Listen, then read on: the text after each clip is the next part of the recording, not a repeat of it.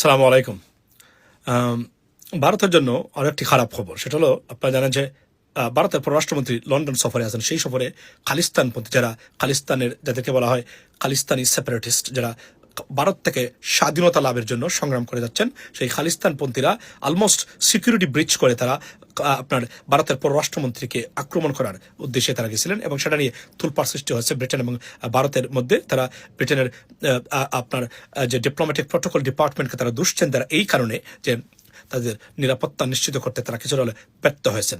So it's a bad news for India, I mean for all aspects of the political affairs, ladies and gentleman. আপনারা জানেন যে যুক্তরাষ্ট্রের president Donald Trump ভারতের উপরে 100% tariff 2 April থেকে দিচ্ছেন। সেখানে প্রতি বছর প্রায় $7 বিলিয়ন ক্ষতির সম্মুখীন, যেটা ইকোনমিক টাইমস অফ ইন্ডিয়া তারা রিপোর্ট করেছে গতকালকে। আমি এটা বলেছি। এরপর আপনার